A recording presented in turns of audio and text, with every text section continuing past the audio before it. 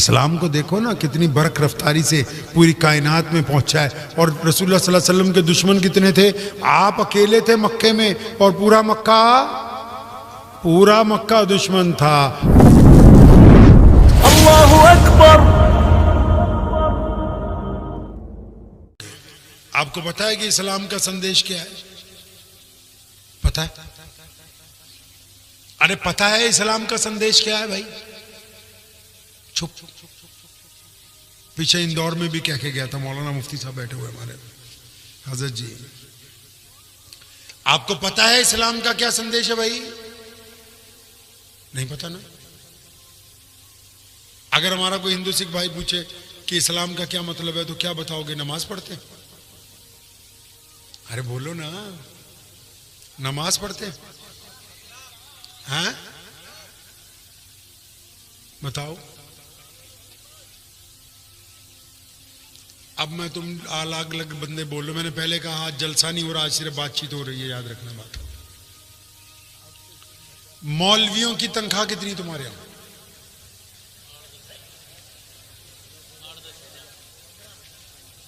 15, 10, 8,000। आप जो प्रधान है सारे कोशिश करना है एक कटोरी में पानी लेके, अगर उसमें डूबने की कोशिश करें। अब बात तो आपको पूरी पता होती, लेकिन वो कहावत है ना भी जिन्ना गुड़ पाओगे मिठा है जी। अब मुझे तो लगता है मौलवियों के साथ साथ बाकियों की भी हालत खराब है यहां पे।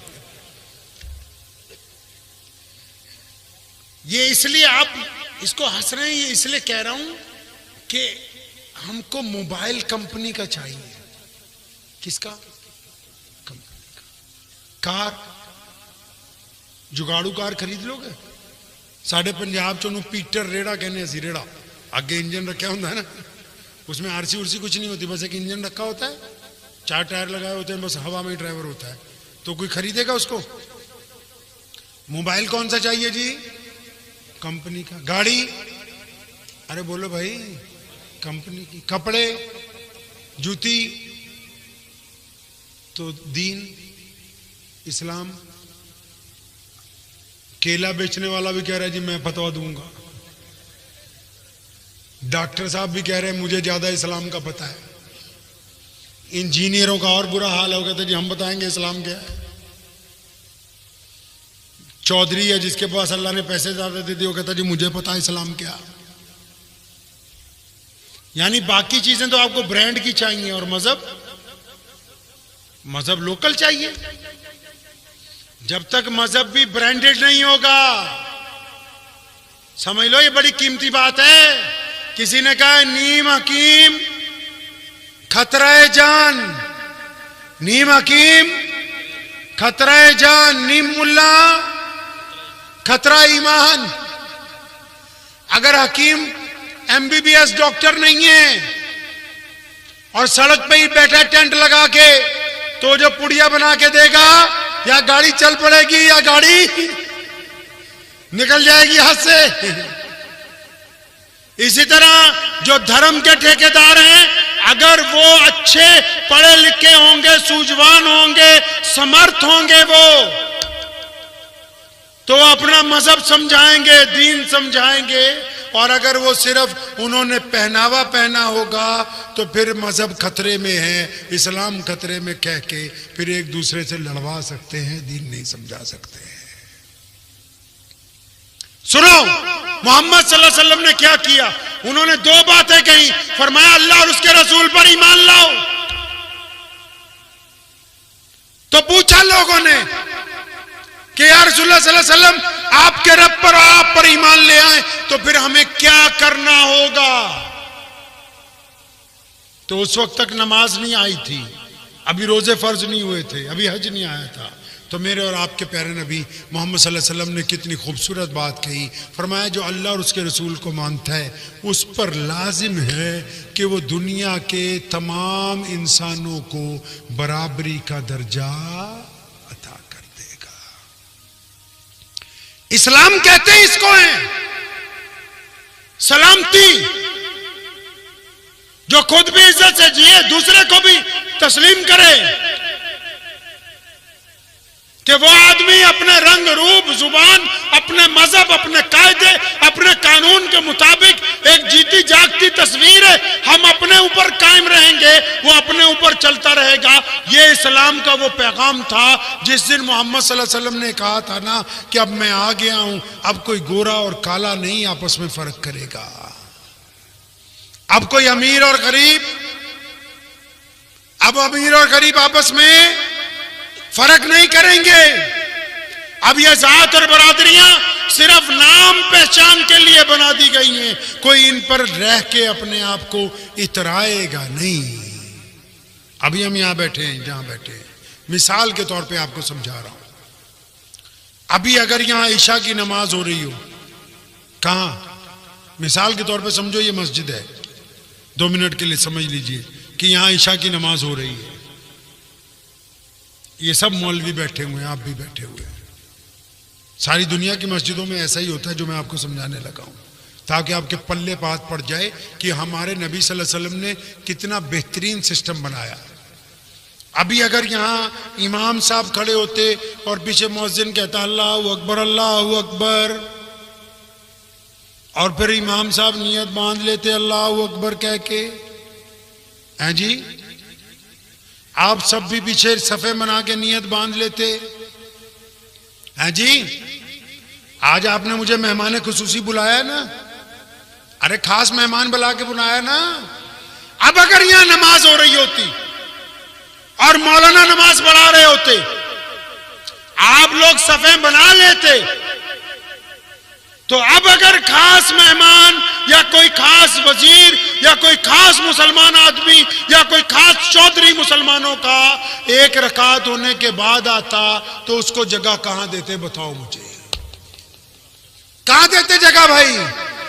पीछे देते ना।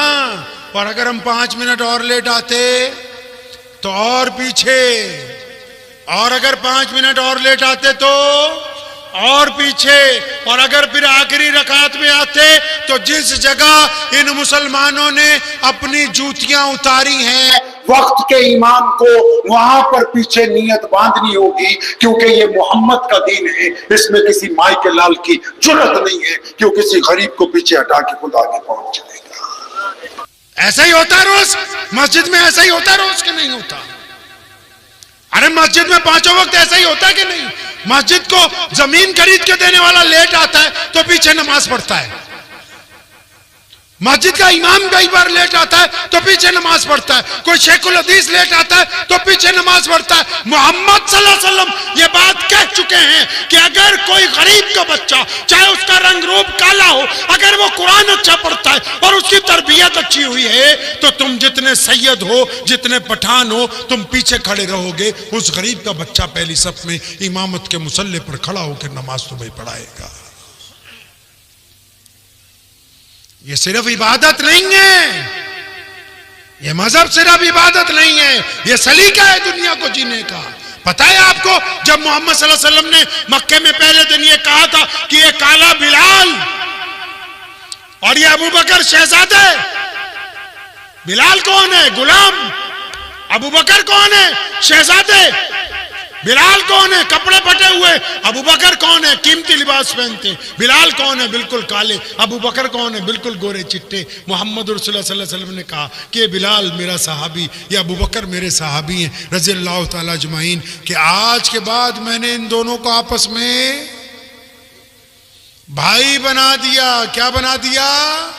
आप हैरान करेंगे, कभी आप सीरतुन नबी सल्लल्लाहु अलैहि वसल्लम पढ़िए। जब मक्के में मोहम्मद सल्लल्लाहु अलैहि वसल्लम ने अपना दीन शुरू किया ना, तो लोगों के लिए सबसे अट्रैक्शन की बात यह थी कि जो लोग मक्के में आते थे व्यापार के लिए या मक्के की बड़ी मस्जिद में, क्योंकि तवाफ सदियों से होता हुआ आ रहा है, जो लोग आते थे ना, जब उनको ये पता लगता था कि एक ऐसे नबी आ गए जो कहते हैं अमीर गरीब गोरा काला सब एक ही सफ में नमाज पढ़ेंगे, अब सब एक दूसरे के बराबर हो गए, तो अपने गांव में जाके, शहर में जाके मीटिंग करते थे, ढिंडोरा पीट के भी इधर आओ, तुम्हें एक हैरानी की बात बताएं। भाई हैरानी की बात क्या? कहता मक्के में एक ऐसे नबी आ गए जो अब ये कहते हैं कि दुनिया में तमाम इंसान एक बराबर है। मोहम्मद सल्लल्लाहु अलैहि वसल्लम ने यह बात जिस दिन कही पूरी दुनिया के लोगों को कि भाई एक दूसरे का सम्मान बड़ी चीज है, सहाबा को यह बात समझा दी। एक दफा का जिक्र मिलता है कि सैयदना सलमान फारसी रज़ियल्लाहु ताला अन्हु ने मजाक में, और लिखा है उसने मुफस्सिर ने 100% मजाक में उन्होंने हजरत बिलाल रज़ियल्लाहु ताला अन्हु को यह कह दिया था, ए बिलाल काली माँ के पुत्र क्या हाल है तेरा। अब बिलाल के दिल को लग गई ये बात, सीधा मोहम्मद सल्लल्लाहु अलैहि वसल्लम के पास पहुंचे। या रसूलुल्लाह सल्लल्लाहु अलैहि वसल्लम ये सलमान फारसी मुझे ताना देता है। नबी अलैहि सलाम ने सैयदना सलमान फारसी को बुलाया, बहुत बड़े सहाबी हैं जलीलुल कदर। फरमाया सलमान क्या तुम अब भी ज़माने जाहिलियत की बातें करते हो? मेरे आने के बाद तो ये रंग और जात के भेद मिटा दिए गए। सलमान फारसी रोने लगे, बाहर निकले। उस वक्त सड़कें नहीं होती थी, गलियां कच्ची होती थी, रेत होता था। तो देखा बिलाल सामने से आ रहे हैं। सैयदना सलमान फारसी जमीन पर लेट गए, अपना गाल रेत के ऊपर लगा लिया और बिलाल को आवाज दे के कहने लगे, बिलाल हे मेरे भाई जरा करीब आओ और मेरे दूसरे रुखसार पर यानी मेरे चेहरे पर अपने पांव रख के निकलो ताकि मुझसे ये जो गलती हो गई ना इसका इयादा हो जाए। अब बिलाल आगे बढ़े बड़ी तेजी के साथ और दोनों कंधे पकड़ के सलमान फारसी को उठा के अपनी छाती से लगाया। दोनों रो रहे। सैयदना बिलाल फरमाते हैं, सलमान मेरे भाई अगर कोई गलती का एहसास कर ले तो वो ऐसा है जैसे उसने गलती की ना हो। ये बात किसने समझा दी आपको कि फलां बरादरी मुसलमानों में बड़ी आला है, फलां बरादरी कमतर है? सुनो मुसलमानों, दिल के ऊपर हाथ रख के सुनो। अगर कोई मुसलमान हो और मोहम्मद रसूलुल्लाह को मानने वाला हो और उसका ये दिल में यकीन की जगह शक पैदा हो जाए कि मैं किसी गैर मुस्लिम भाई का जूठा पानी नहीं पी सकता, अपने किसी हमवतन भाई के घर में नहीं जा सकता, मैं उनके साथ बैठ नहीं सकता, उनके साथ उठ नहीं सकता, तो मेरी बात पल्ले बांध लो, आप सब कुछ हो सकते हो, एक अच्छे ईमान वाले नहीं हो सकते। अगर आपके घर में जो बर्तन रखे हैं ना, घर में बर्तन होते हैं ना, अगर उन बर्तनों में एक दो बर्तन ऐसे हैं जो ये आप ये समझते हैं कि मेरी कार का ड्राइवर है, ये मैंने बर्तन उसके लिए रख लिया एक गिलास, या ये बंदा मेरे खेत के अंदर मजदूरी करता है, ये बर्तन उसके लिए है। मेरी बात सुनो, अल्लाह ने बार बार कह दिया कि तमाम कायनात मेरा कुंबा है, तमाम कायनात अल्लाह का कुंबा है। और अल्लाह फरमाते हैं कि जिसको मेरे कुंबे से नफरत है, जिसको मेरे कुंबे से नफरत है वो अल्लाह से मोहब्बत करने वाला नहीं हो सकता। वो जो इंसानों से नफरत करता हो, जिसको ये वहम हो गया कि मेरा मजहब अच्छा है दूसरे का मजहब कमतर है, जिसको ये वहम हो गया कि मेरी बरादरी अच्छी दूसरे की बरादरी कमतर है, और वो जितनी मर्जी तस्बीहां करता रहे, जितने मर्जी सजदे करता रहे, जब तक अल्लाह की मखलूक से मोहब्बत नहीं करेगा उस वक्त तक मसला हल होने वाला नहीं है। इस्लाम को देखो ना कितनी बरक रफ्तारी से पूरी कायनात में पहुंचा है। और रसूलुल्लाह सल्लल्लाहु अलैहि वसल्लम के दुश्मन कितने थे? आप अकेले थे मक्के में और पूरा मक्का दुश्मन था। और आज कायनात में सबसे बड़ा दीन किसका है? मोहम्मद रसूलुल्लाह का, क्योंकि उन्होंने अपने किरदार को बेहतरीन बनाया। मुझे उम्मीद है कि आपको ये वीडियो पसंद आई होगी। अगर पसंद आई हो तो ये आप अपने दोस्तों के साथ शेयर करें और इस चैनल को सब्सक्राइब जरूर करें।